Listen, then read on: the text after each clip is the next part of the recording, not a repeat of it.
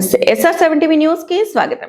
దేశానికి స్వాతంత్ర్యం వచ్చి 80 సంవత్సరాలు పూర్తయిన సందర్భంగా జాతీయ బీసీ సంక్షేమ సంఘం ఆధ్వర్యంలో శుక్రవారం నాగర్ కర్నూలు జిల్లా కేంద్రంలోని సంఘం జిల్లా కార్యాలయ ఆవరణలో 80వ స్వాతంత్ర్య దినోత్సవ వేడుకలు ఘనంగా నిర్వహించడం జరిగింది. జాతీయ బీసీ సంక్షేమ సంఘం ఉమ్మడి పాలమూరు జిల్లా అధ్యక్షులు డాక్టర్ కాళ్ళ నిరంజన్ జిల్లా నాయకులతో కలిసి జాతీయ జెండాను ఆవిష్కరించారు.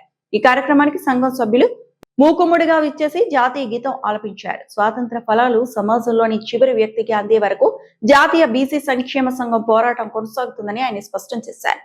ఈ కార్యక్రమంలో జాతీయ బీసీ సంక్షేమ సంఘం జిల్లా working president Kuma Mallesh Goud, BC మహిళా జిల్లా అధ్యక్షురాలు సిహెచ్ రేణుక, ఉపాధ్యక్షులు సుధాకర్ గౌడ్, గంగోజీ పబ్బతి శ్రీనివాసులు, బీసీ రైతు విభాగం అధ్యక్షులు నిరంజన్ యాదవ్, విజయ భాస్కర్ రెడ్డి, యువ నాయకులు గొడుగు రాజు, రిపోర్టర్ శ్రీనివాసులు, కాళ్ళ చైతన్య, సాయి కుమార్, కాళ్ళ కిరణ్, మహేష్, కార్మికులు ఆంజనేయులు, కుర్మయ్య, వెంకటేష్, భరత్ కుమార్ తో పాటు కార్మికులు, కర్షకులు, మహిళలు పెద్ద సంఖ్యలో పాల్గొన్నారు. నాగర్ కర్నూలు జిల్లా రిపోర్టర్ శ్రీనివాసులు.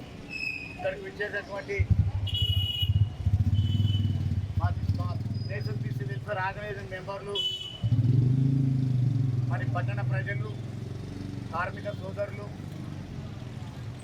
అందరికీ ఇక్కడ విచ్చేసి మనకు 81వ స్వతంత్ర దినోత్సవాన్ని ఘనంగా జరుపుకున్నందుకు స్వతంత్ర దినోత్సవం అందరికీ పేరు పేరున ప్రత్యేకమైనటువంటి శుభాకాంక్షలు తెలియజేస్తున్నారు. జోహార్ భారత స్వతంత్ర భారత్ మాతాకి జోహార్, జోహార్ స్వతంత్ర భారత్ మాతాకి. మిత్రులారా, ఈరోజు మన దేశానికి స్వాతంత్రం వచ్చి 80 సంవత్సరాలు గడిచింది. ఒక 80 సంవత్సరాలకు ముందు మన ఈ దేశంలో బానిసలం. మన దేశాన్ని 400 సంవత్సరాలు ముస్లింలు పరిపాలించారు, 200 సంవత్సరాలు బ్రిటిష్ వాళ్ళు పరిపాలించారు. ఈ దేశంలో మనం స్వేచ్ఛగా జీవించడానికి మనకు హక్కు లేకుండా బ్రిటిష్ పరిపాలించారు. మనం వేసుకునే బట్టల మీద ఆకాంక్ష, మనం తినే తిండి మీద ఆకాంక్ష, మనం చేసే పని మీద ఆకాంక్ష, ఎంత నిర్బంధంగా జీవనం కొనసాగిందో ముందు తరాల వారికి తెలుసు. మనల్ని రాజీ నంపన పెట్టి అసలు మనం మనుషుల్లో కూడా గుర్తించలేనటువంటి 1947 కంటే ముందు మనం చాలా ఇబ్బందికరంగా ఉన్న రోజుల్లో అది చూసినటువంటి, ఆ దుర్మార్గం చూసినటువంటి ఆనాటి ఫ్రీడమ్ ఫైటర్స్, ఆ మానవులు వాళ్ళ ప్రాణాన్ని త్యాగం చేసి ఈ దేశానికి మనకు స్వాతంత్రాన్ని అందించారు. మిత్రులారా, అలా స్వాతంత్రం అందించిన వారిలో మహాత్మా గాంధీ గారు ఉన్నారు, పండిత్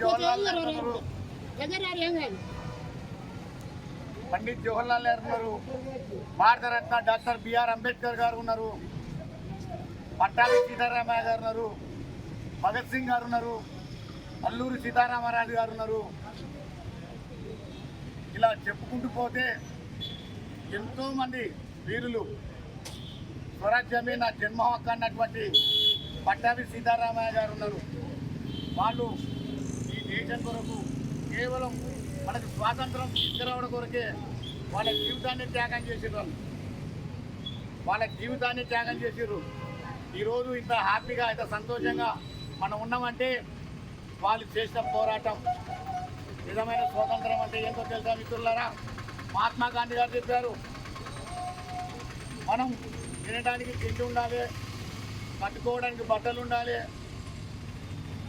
ఉండటానికి ఇల్లు ఉండాలి, చేయడానికి ఒక పని ఉండాలి. ఇదే నిజమైన స్వాతంత్రం అని మహాత్మా గాంధీ గారు, పండిత్ జవహర్లాల్ గారు మొట్టమొదటి పార్లమెంటులో 1947లో పార్లమెంటు వేదికగా చెప్పారు.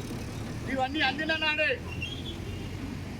అడుగు బలహీన వర్గాల వారికి, రెక్కాడితే డొక్కాడిన వాళ్ళకి ఈ బెనిఫిట్లు, ఈ సౌకర్యాలు, ఉండటానికి ఇల్లు, తినడానికి తిండి, కట్టుకోవడానికి బట్ట, చేయడానికి పని, ఇవన్నీ నాడే నిజమైన స్వాతంత్రం అని చెప్పారు. మిత్రులారా, ఆనాటి మహానుభావులు. మనకు స్వాతంత్రం వచ్చి 80 ఏళ్ళు అయింది. ఇంచుమించు ఇప్పుడు అందరూ చేసుకోవడానికి పని ఉన్నది, కట్టుకోవడానికి బట్టలు ఉన్నాయి, తినడానికి తిండి ఉంది, ఉండటానికి ఇల్లు ఉంది. కానీ ఇంకా మనం ముందుకు వెళ్ళాల్సిన అవసరం ఉంది. కాబట్టి ఈ యొక్క 80వ స్వాతంత్ర దినోత్సవానికి ఎందుకొరకంటే ఈ మధ్యలో మనం ఎక్కడ చూసినా కూడా ఆడపిల్లలపైన అత్యాచారాలు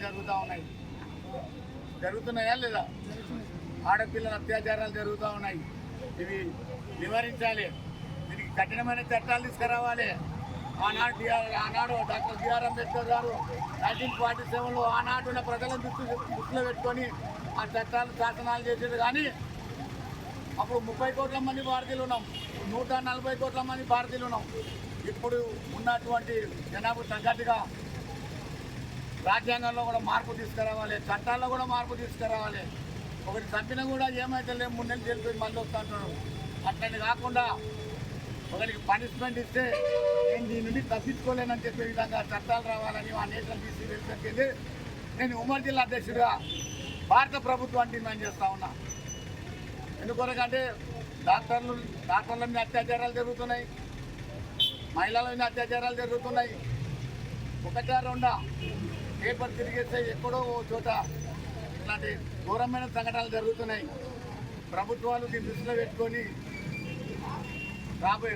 పెట్టుకొని ఇకపైనైనా ఇక్కడ ఆగాత్యాలు జరగకుండా పూజ బాబుజీ కలలు కన్నట్టుగా ఆడపిల్ల అర్ధరాత్రి పూట ఒంటరిగా ప్రయాణించినప్పుడే మన దేశానికి నిజమైన స్వాతంత్రం అన్నాడు. మిత్రులారా, వచ్చింది ఆడపిల్ల అర్ధరాత్రి కూడా తిరగలుగుతుందా? అర్ధరాత్రి పూట ఒక మహిళ స్వేచ్ఛగా తిరిగినప్పుడే మన దేశానికి నిజమైన స్వాతంత్రం అన్నాడు. అర్ధరాత్రి పూట అని పట్టపగలు తిరగలేకపోతుంది. కాబట్టి చట్టాల్లో మార్పు రావాలి, పాలించే వాళ్ళ లోపల చైతన్యం జరగాలి. ఎందుకొరకంటే ఆ చట్టాలని ఆ శాసనాలని మనం మార్చగలం, కానీ మనల్ని అసెంబ్లీకో పార్లమెంటుకో మనం పోనీయరు. ఎవరు పోనీయరు? మన ఎస్సీలే, మన బీసీలే, మన వర్గాలే. ఆ ఓటు అని వచ్చేప్పటికీ వాళ్ళు